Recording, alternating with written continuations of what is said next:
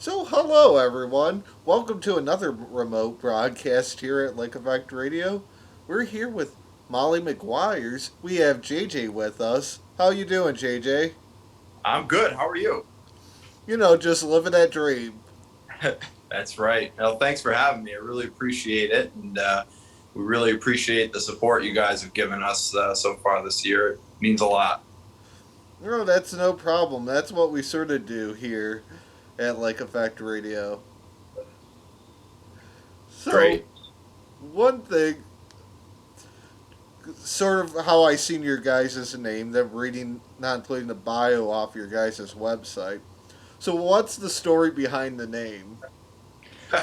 So it's funny, actually. A friend of mine just asked me the other day, so where did you get that name from? And, it's kind of, it's almost to confuse the heck out of people by design.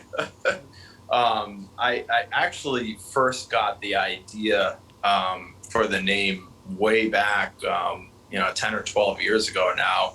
I was on a family vacation in Jim Thorpe, Pennsylvania. Whitewater rafting it's kind of a big like vacation spot in the Poconos. They've got a lot of good rafting out there. So I was out there with my family, and one of the things we did was take a tour of the local sites, and that area had a lot of coal mining history, and that's where I first learned about the actual Molly Maguires, who were sort of like a pre-union teamster kind of mob type of secret society that would protect the workers from the industrialists. Um, and I just I really like that idea of immigrants in the United States, trying to do what they could, and you know, fighting the man kind of thing. It struck me as a really good concept for a band name, because you know that's a early like 1800s punk kind of attitude that they had. Yeah. So, but also it is, like I was telling you before we went on air, it's kind of designed for a little bit of confusion as well, because our lead singer is named Megan Earl, and she, like myself, are kind of Irish appearing people, although she's not Irish at all. She'd be make that very clear. But it's kind of like this idea of people thinking that she's Molly too. It's like an intentional confusion. Like the old Pink Floyd strategy. Which one's Pink? Which one's Molly? I think anything that gets people talking about you, even if it's through a source of confusion, is a good thing. So that's kind of the idea. It's good marketing necessarily Sure. in that aspect of it. So, so how did the whole band and start with you guys? Well, it started and it stopped, and then it started again, just based on what the world was up to, right? So, Especially nowadays. yeah, it's funny. Our history is kind of like two false starts. One happened a long time ago. So Megan and I went to college together at Framingham State University, which is in the Boston, Massachusetts suburbs, and that's where we first met each other and we first started playing music together. This was around the time that this family vacation happened. I got this idea of a Molly Maguires band, and I started writing a lot of the songs that were on our first record that we released early last year during this time. Um, and I made a go to start up this band in 2014 with Megan and a couple other people that we had played with at Framingham. And before it really even got much past, three or four kind of brainstorming and strategy sessions, one of the other members pulled the plug on it, because it was kind of a disjointed effort. I was down in Rhode Island, where I'm from. Megan was in Greater Boston. Other people were in New Hampshire, and it was stretched too far to make it work, and it didn't really get started. And after that, I put it on the shelf for many years, until the end of 2018, early 2019. I was actually hanging out with a coworker of mine named Kent Jordan, and Kent actually ended up being the production manager for our first record. Kent's the guy who he's a Cali cat. He's one of those guys who's done and seen everything. He used to be a stunt double. He's worked in entertainment industry, odd jobs here and there. He actually played for the Oakland Raiders in the early '80s. He's just one of those guys that worldly guy, seen a lot. And me and him we kind of hit it off because we're both ex-jocks and we're both artists, so we had a lot in common.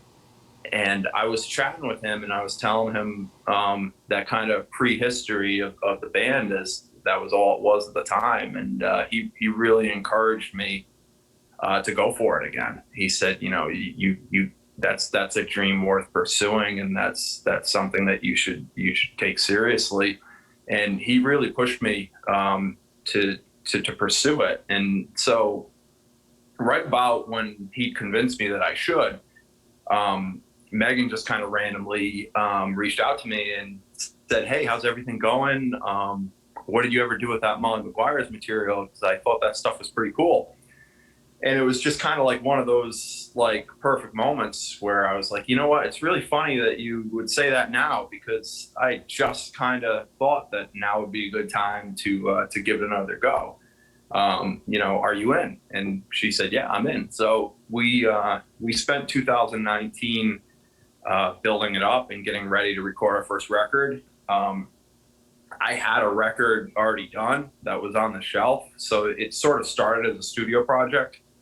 And Megan and I made a demo, and then once I had the demo, I used that to start to recruit people to get ready for studio time. And that was kind of the process of 2019, was just finding a bass and finding drums and finding other guitarists. And I was trying to assemble what I call a folk orchestra for that first album. The first album's a very folk rock type of album in terms of sound. And I was trying to see how big of a sound I could create with mostly acoustic instruments. So I was just assembling pieces one by one. And then, eventually we came up with a 7-piece band. We went into the studio, recorded the album in November of 2019. Everyone sort of clicked. Everyone got along great and was into the project. The album turned out great. And we hit the pavement for 2020, saying, all right, we've got this exciting thing. We're an exciting new band with a great first record. Let's see how many shows we can book in New England. And we booked up a full calendar of shows. We played one, and then the world ended. So it was kind of, again, another false start. We got a lot further along in the process than we did the first try this time, but it still was kind of like the rug got pulled out from underneath us all over again. And, we got thrown into quarantine like the rest of the world did. It was kind of too late to pull the plug on releasing the album. So we ended up releasing the album in April of 2020, which is probably going to go down as one of the worst release dates in the history of music. And it just kind of sat there, and we had no way to promote it, no way to tour behind it. And there was really nothing to do. So we decided to write another record, and it just seemed like the only thing we could do. So that was, again, 2020 turned into almost a mirror image of 2019, where it was just about getting ready to go back in the studio. And once again, we went back in the studio in November. We made another record, and now we're getting through the release cycle with hopefully the ability to actually play it in front of people this time. Yeah, we're hoping. It's looking promising. Definitely. It seems like people are getting ready for the summer. So that's encouraging. It's been a long year. No, that's true. It's true. It's definitely, it would be a little discouraging. Not well. The other thing too, how you were saying that sort of the rug got pulled out of you. At least it was an external factor out of everyone's control.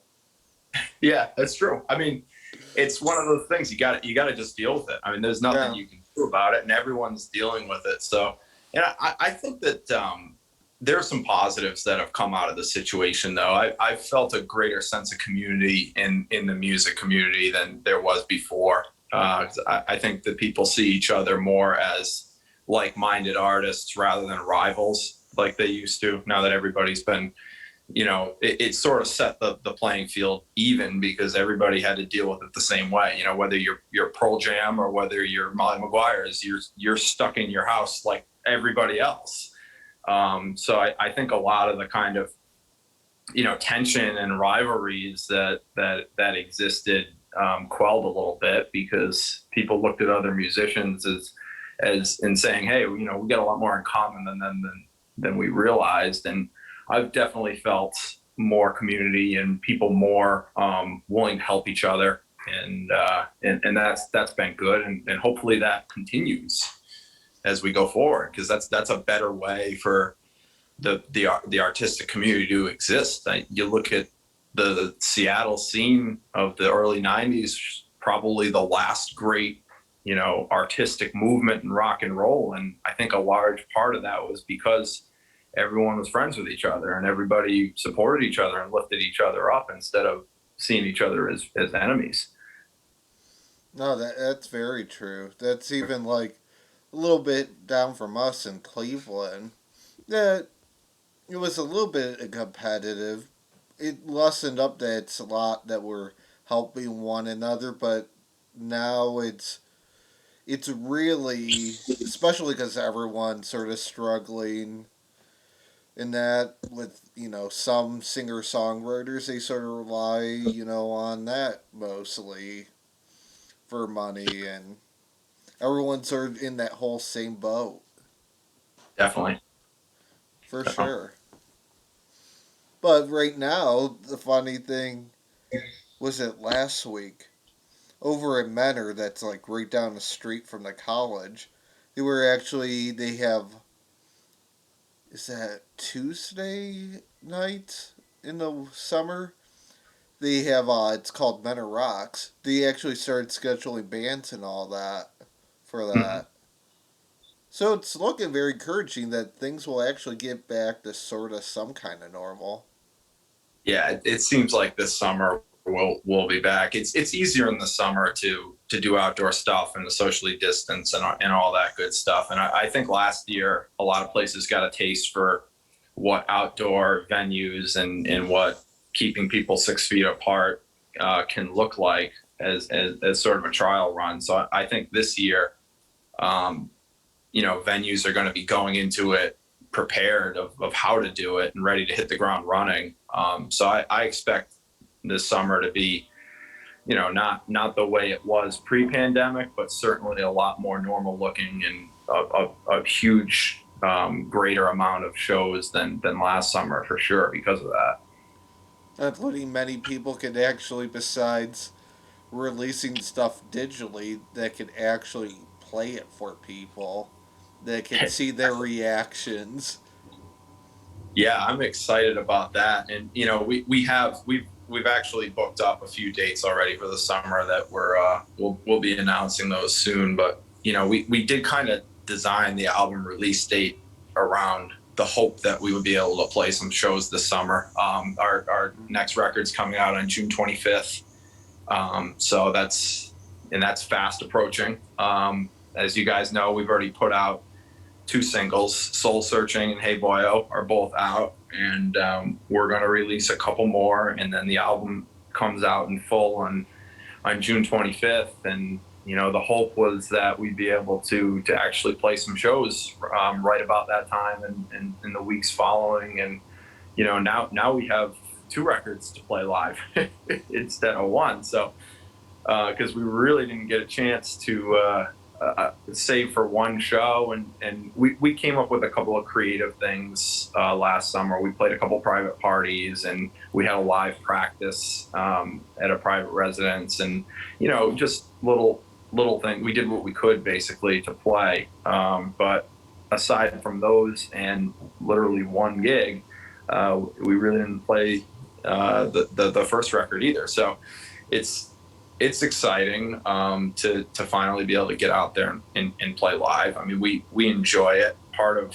our mindset as a group is sort of a jam band thing when we play live, where we're open to improvise, and we try not to play the same song the same way twice, and we like to kind of figure it out as we go live, because I think that my favorite bands do it that way. I think the best live bands do that, and they're not just playing the same thing the same way every single time. So and making records is a blast in a different way, and the challenge of perfection, and the challenge of getting things exactly right and obsessing over how many seconds the fade is and stuff like that is fun in its own world, but it's a very different type of fun, and it's very different than going out and jamming with your bandmates, and I think at this Yeah, stage we miss that. We miss that tremendously. not only if you think in the studio that you sort of see your bandmates, not only whoever that you have producing and all that, their reaction to it. Now, getting someone's reaction that they never, heard it before, you know, it's totally like two different ways on a street. Definitely, no doubt. For sure. um, So from there, it sort of is a good segue into this, talking about the singles. So, out of your guys' own works, what would be the top three songs of yours? you're asking a very biased audience that question, right? um, Well, I you used to know, before just go and ask, what's your one favorite song? So, giving you three, it might sort of beat mine, but not really. yeah. I mean, I'm still going to cheat on the answer. I'm going to separate it into the first record and the second record, just to give myself a little more slack here. The first record, I think that the opening track, October Sky, is on the short list, and also there's a song on that record called For a Few Dollars More, that I think is a really kick-ass song. So that would be the answer for record one. For the new record, we've put out Soul Searching and Hey Boyo. I think those are great singles. Speaking of good segues, we're releasing our next single next Friday on April 16th, and that's a song called 24 and 7. So that song is pretty special to me. So I'd have to put that on my short list. It's a really neat piece of music. It's very, very different from our the first two singles you guys are spinning now are quick, 2.5 to 3.5 minute upbeat songs. 24 and 7 is a 7+ minute song, kind of in the Hey Jude style, where you've got 3.5 minute pop song with a 4 minute instrumental addendum at the end of it. But that's a really cool song. I think I'm excited to get this out there and kind of see people's reactions, because it's so different than the first two singles in the record. And then the title track of the record is going to really, I think, surprise some people too. That's My Story is the name of the record, and That's My Story is the first track and the title track of the record. And I really think that'll really kick people in the jaw. So that's going to be on my short list as well. It's kind of a Black Keys sounding type of song, and I like you're gonna see a continuous wave of new music coming out, because everyone's been doing what we've been doing in lockdown, and some of it started to trickle out already from big indie labels and huge national labels, and we've all heard the new records that are out so far that are kind of the quarantine babies, and so far I hear kind of a little more of a laid back, somber tone from the new music that's coming out. And that's not the record that we just made. So I think if you're looking for something a little more aggressive and a little more up tempo and upbeat, you'll be pleasantly surprised by this. There's definitely some some introspective songs and some slower songs in there as well. But there's a lot of gritty, old school rock and roll in this record too. So I think it'll be a good anthem for the summer. I can't wait to hear or see that single. I have to remember that. So 2 Fridays from now. Yeah, 2 Fridays from now, Okay. 24 and 7 coming out. That's that. We've kind of saved that. I think this might be breaking news. Actually, I think Lake Effect Radio might actually be the first public announcement of this. We really spent a lot of prep time behind Soul Searching and Hey Boyo to get those out there, and I focused a lot on radio and Spotify type of stuff because they are just quick single friendly songs. 24 and 7 is a little more artsy fartsy. So the idea behind this is it's not a surprise release, but it's we're not going to build it up as much because it's sort of a little more of a treat for people. And I think it just warrants a little bit of a different approach because it's such a different song. But we when we were plotting out the singles that we wanted to release prior to 625 when the whole record comes out, this was kind of a dark horse song that ended up making the cut. Probably didn't expect it to early on because we're just so happy with the way it came out, and I think it's really the song has some real ghosts to it, and it's got some real otherworldly power, and I'm interested to see what people think of it, and excited to see the reaction to it. Can't wait for this one, for sure. Sort of segue from there. So, if you had a chance to either work with or perform anyone that inspires you, who would it be? Oof, that's it's another tough one. I love all the old school stuff. I grew up on the '60s and '70s music, so Neil Young is a huge hero of mine. And any guitar snob that listens to my guitar solos will tell you that I clearly listen to a lot of Neil Young. That's something that people will remind me of quite a bit. But to give a little more of a contemporary answer, again, I'm going to cheat. I'll give you two answers. If it's somebody to work with, like to make a record with, I would love to work with the Black Keys. I think that they were like they're the ultimate and original indie garage band, and they're brilliant producers. To make the type of records they made in their basement, and then also make incredible records that are high production quality and everything in between. I think they're brilliant producers, and they're really underrated producers. Perform with live, I'd have to say Gary Clark Jr. Gary Clark Jr. is, if I were 12 years old and this were sports and not music, I'd have a Gary Clark Jr. poster in my bedroom. He's my favorite of the contemporary artists that I really am a fan of. I just think he's got the whole package. He's an incredible singer, and he's obviously an incredible guitarist. But I think he's a great writer too, and he's a bold artist. He's not afraid to wear his heart on his sleeves, and I respect that.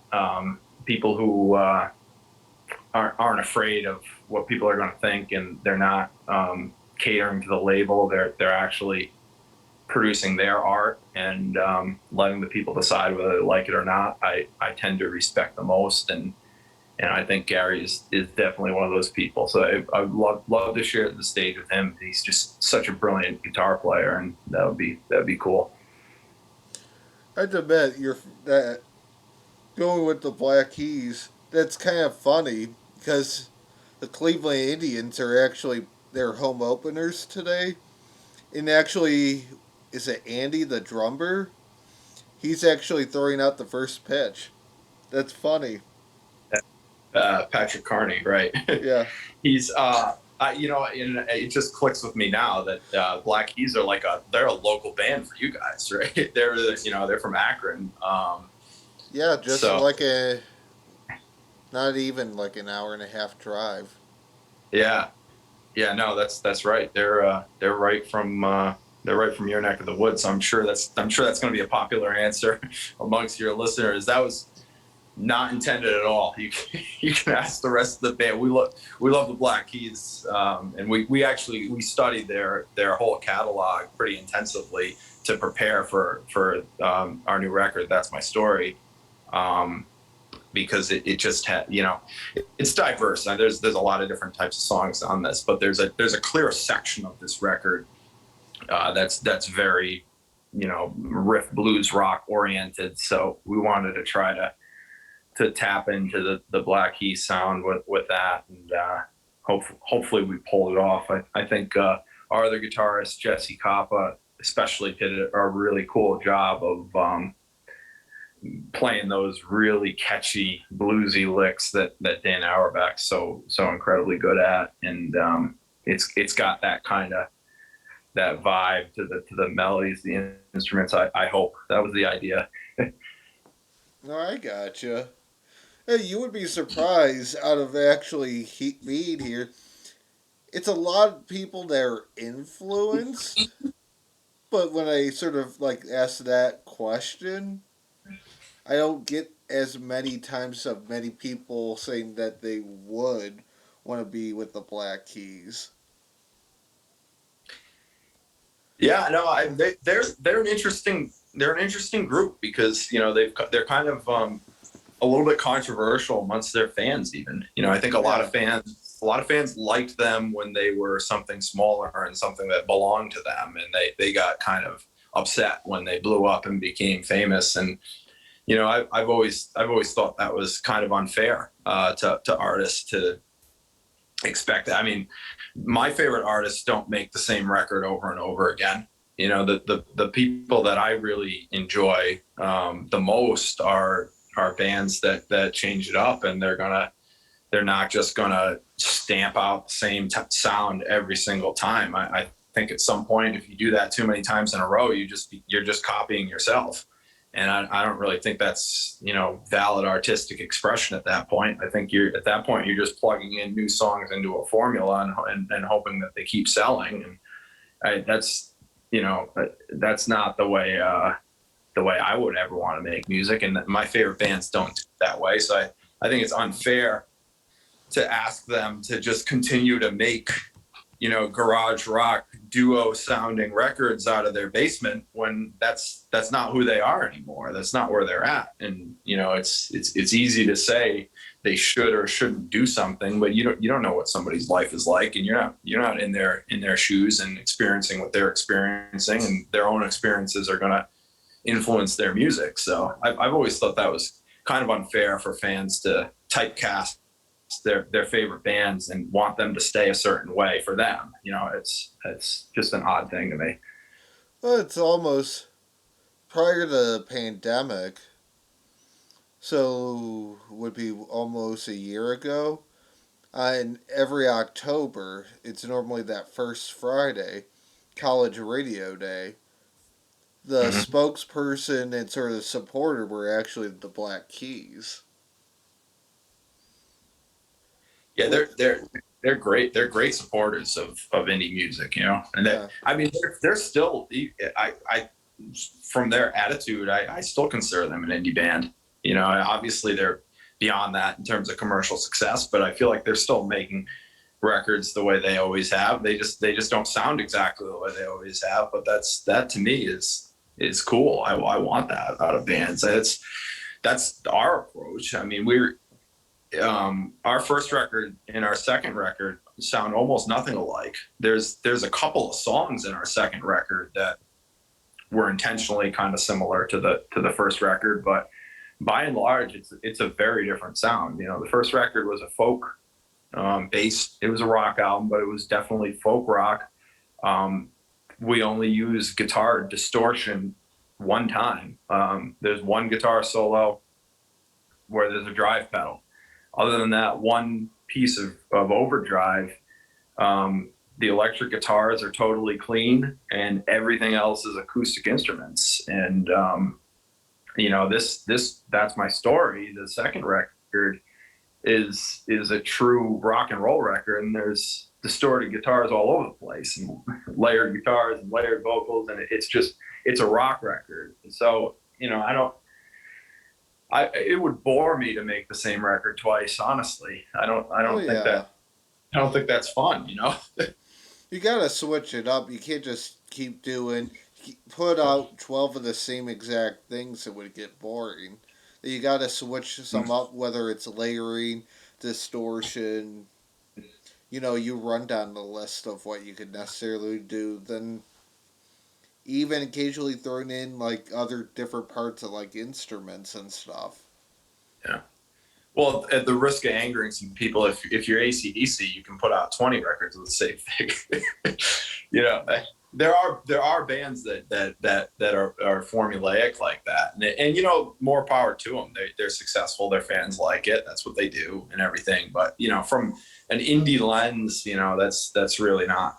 It's not what you're after. You're trying to do something a little more experimental and creative. And I mean, we're a group of six people at this stage who have very, very different musical backgrounds, and everyone's going to bring in their different tastes and their different style of play. And I think that's part of the magic is you have that gives you an influence from a really wide array of different types of music. I mean, we have people in our band. It's the influence spans from jazz to heavy metal, and everything in between, and hip hop. Really name a genre, one of the six of us is influenced by it. So I think that's it's important to let people bring in those influences and express in that way. And I try to structure songs and structure sounds where you have a basic template where you can put your own expression on top of it. I don't write every single instrument's part for them. I try to go more the Miles Davis approach of here's the key, here are the changes. You tell me what the part is. I don't play drums. I don't play bass. I don't play the trumpet. I can't tell you what to play there. So and it's cool because you end up with a product that you never imagined could have even happened once all those different influences get layered on top of it. And I think that diversity is the magic, and that's the essence of American music. I think is diversity coming together. True, true. So here's one question for you. At first, it'll sort of seem a little weird or reverse, but so if you guys made it to a mainstream band, you could have anyone open for you. Who would it be? Anyone over for us? I feel like that's a little blasphemous when it should probably be the other way around. That's why I said it. Everyone always says that's like backwards. Yeah, no, it's like yeah, that's difficult. I'm gonna plug a local guy, or somebody I know from locally, and I wouldn't typecast him as being necessarily from my area, but one of my good friends is his name's Mark Douglas Berardo, and Mark is an incredible songwriter and songman, and he's I think he'd be a great opener because he's adept at the solo singer songwriter thing. So if if you need kind of a flexible part, he can go and play for an hour on his own. But he's also played with bands his entire life as well. So you could throw up a couple of pieces with him and spruce him up a little bit too. So he'd be a very versatile opening act, and that we could travel light. We could basically just take him with us, and one man could be an opener. And and he's just an absolute blast of a human being too. So I think, just the idea of being on the road with Mark and being able to hang out with him would be really cool. But he is he's an amazing songwriter. And when you're thinking of who you want to open for you too, you want somebody who's similar enough but not alike enough either. And I think that we try to write very cinematic type songs and epic songs where you can picture the story and everything. And it's from a very different style, and it's with a lot fewer words and a lot less complex narratives than Mark uses. But Mark is a songwriter who writes very complicated, and in a good way complicated, very deep stories in his songs. So I think if you had Mark and then us, you'd get a full night of storytelling. And you'd see a lot of things in your mind's eye, and you'd get it from two different approaches and two different sounds. So to give a shameless plug to a friend, I'm going to say Mark Douglas Berardo. Oh, very good. I have to check him out. Yeah, Most please do. certainly. Yeah, and that's a good reminder too for Mark, for us. It really means a lot if you go and you subscribe to our YouTube channels, you follow us on Facebook, follow us on Instagram. When we post stuff, like it, share it. Even the Evil Empire Spotify, follow us, stream us, share us. We're on everything. If you go to our website, mollymaguiresmusic.com, we have links to all the different social pages we're on. Those things really help indie artists like us to build up a fan base and get the word out there. We really need fans to share our music with their friends and with their connections. So, go to markdouglas.com, subscribe to his newsletter, go to mollymaguiresmusic.com. If you hit the email icon, you'll get on our mailing list. Follow us, share us, like us. That type of stuff is the lifeline of musicians these days. Especially right now because of this uncontrollable thing. Exactly.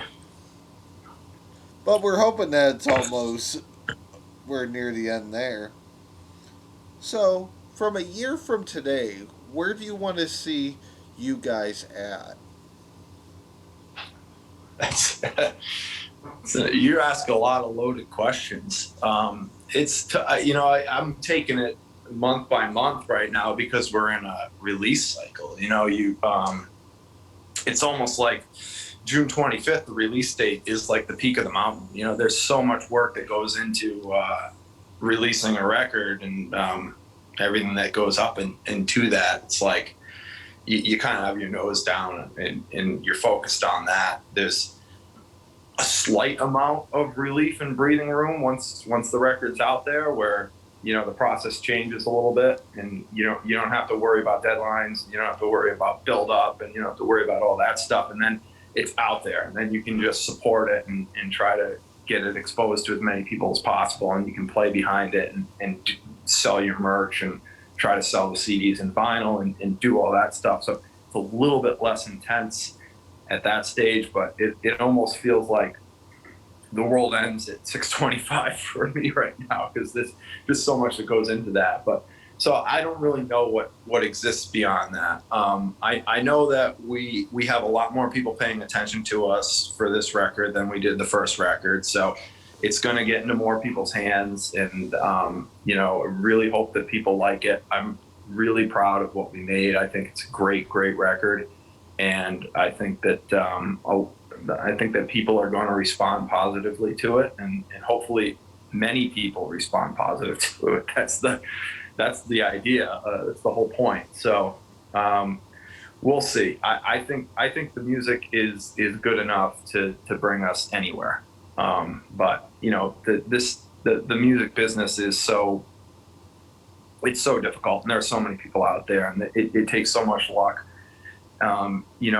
It's hard to even set goals because there's so many variables. but I think all you can really do is work as hard as you can and be as genuine as you can and hope that the music speaks for itself and hope that it somehow finds its way into the right people's hands and that they like it, you know? No, I completely understand that. It's definitely sort of like music, like radio, not completely. I wouldn't say complete cutthroat, but a little bit along that lines. Because it's so many out there, if you don't grab that attention when you have it on there, that people just forget about you. Yeah.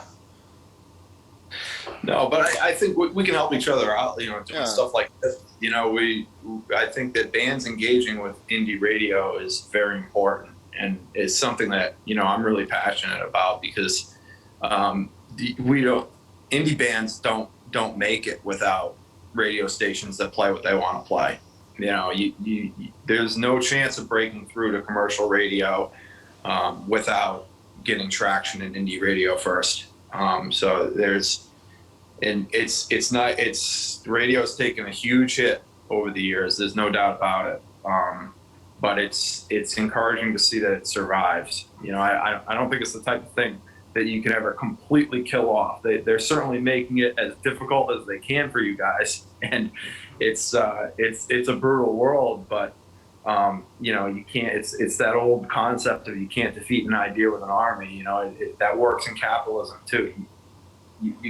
Something that's as important as artistic integrity and playing music that DJs want to play and not what they're told to play by their boss. You can do a lot of damage to that idea, but I don't think you can ever completely kill it. And I'm thankful for stations like you guys that we can go to and get exposure through. no, I completely understand it.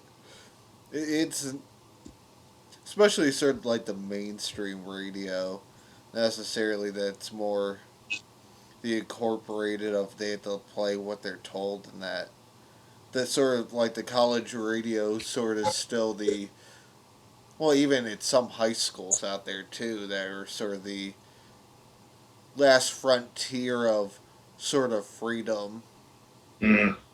necessarily that we It's the last DJ, like Tom Petty, the Tom yeah Petty song. You know? Yeah. it's pretty much no and it goes like it was actually kind of funny like probably 3 weeks ago was on an interview necessarily with somebody and we were like radio you're not going I don't see it completely ever dying off like how CDs are sort of taking a turn like cassettes are pretty much near out the door. Hmm. I don't see it completely going away, but I definitely do see it going more online Sure. than actually on the airwaves anymore. Yeah, that makes sense. And the FCC is going to follow us at some point in time. Maybe people call me crazy on that, but it's going to happen. Oh yeah, yeah. If you go somewhere, they're gonna find you. There's no doubt. But no, I think you're right, and I think that's probably a long term positive because you can reach a wider audience on the internet than you can over the airways. So that's a potential. And somebody from halfway around the world could listen to you if they like your station, and that's not something that's possible over the airwaves. Not until it's a little bit cheaper. Yeah, that Looking always at helps. someone that's trying to get into going that way and see the cost involved with it, which yeah, the pandemic sort of screwed us on that little path. But yeah, the internet's a lot cheaper than going that direction. Uh huh. Sure. So no, I completely understand there. So what would your guys's hopefully that the pandemic sort of tail, dying here. So let's say you have a chance to tour like at the end of summer. What would you like to, spots you would want to hit? Anywhere. I mean, we're still new. We're we've been in the incubator for a year longer than we anticipated, which I think overall is a good thing because now we have a whole other record behind it. But for all intents and purposes, we've only played one gig before the world ended. So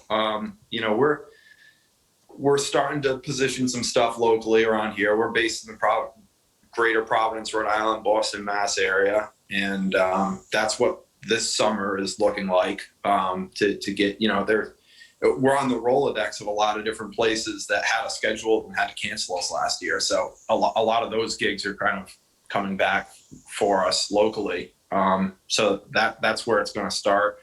I haven't wrapped my head around normal touring yet because I just don't. It's hard to tell exactly when that's going to start. It looks like fall is possible. Maybe that's going to be more like the first of the year next year. Maybe that's going to be more like spring of next year.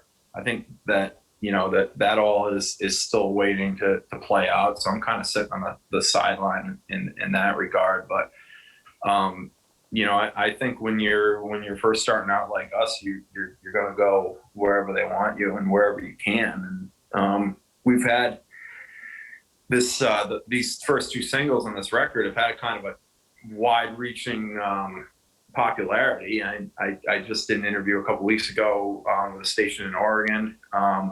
A couple of the local stations. There's a station in Providence, our hometown, which is really picked up on it. There's another one in Boston, which is sort of our hometown too. That's really playing it. So there's some local buzz, but then we've got Ohio, we've got Oregon, we've got Colorado actually took a decent liking to our first record even, and this one as well. So it's interesting in this day and age when with so much online, you can get your music out there to so many different places that obviously creates a logistical challenge in touring, because at our level you really can't be in Colorado one night and Ohio the next. It's just, we're not hopping on our private jet and stuff like that. So that's 100% true there.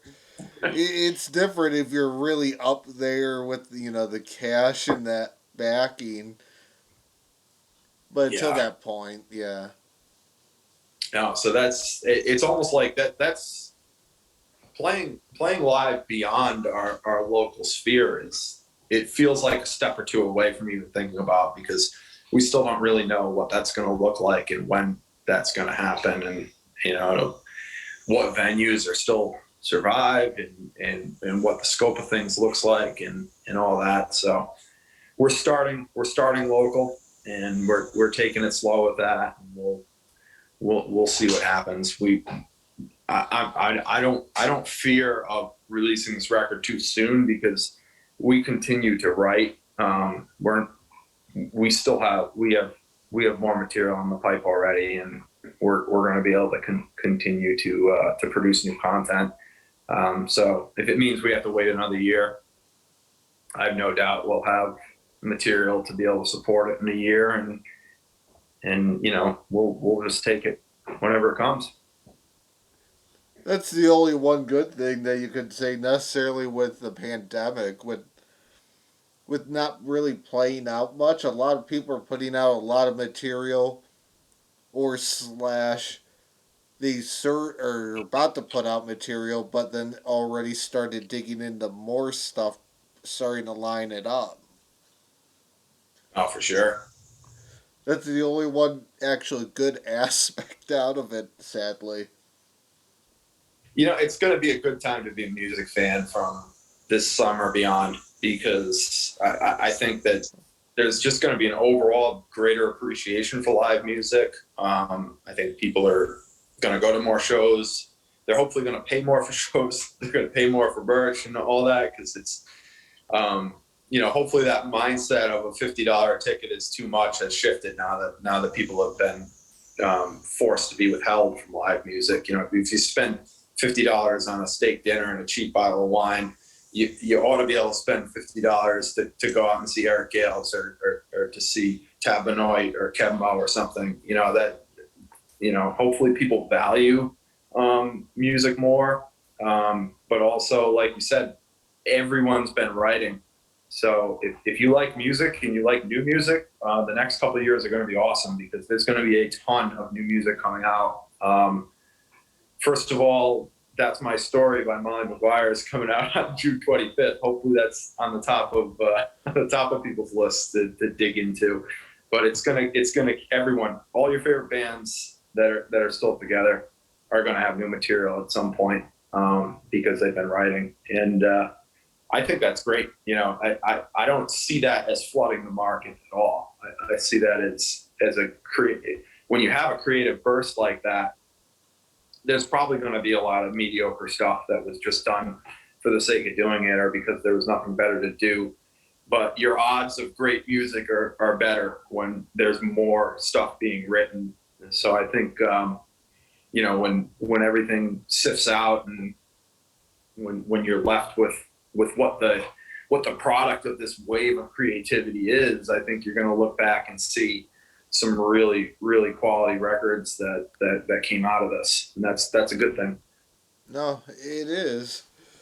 Not including even that, like, one thing, necessarily, even like during the winter months, that they don't have to spend much time necessarily writing as much to put out new material during the slow times because they sort of had that backlog of stuff.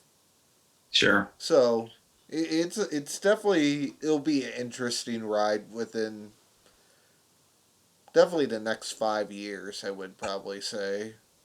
I agree. So what would be a dream venue that you would like to see you guys play one day down the road? um Again, that's another tough one, but like some of the maybe it's because the weather's warming up, but I'm thinking of some of the outdoor venues off the top of my head. Like Red Rocks would be absolutely incredible. That place is I've never even been there. I'd love to actually just even see a show there, but playing there would be wild. And the Gorge out west. Those kind of like um, those are outdoor venues that have nature as an aspect as well. Jones Beach in New York, something a little closer to us. Right, you're 100 feet from the ocean in an amphitheater. That's pretty neat. Um, those outdoor places would be cool. There's a lot of really neat theaters too. I like. I'm a big fan of the smaller venues. Stuff that's under, if not well under, 10,000 seats, and you got. Oh shoot! Did I lose? Hello?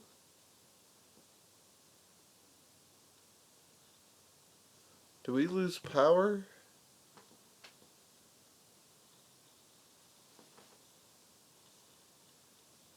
Ah shoot!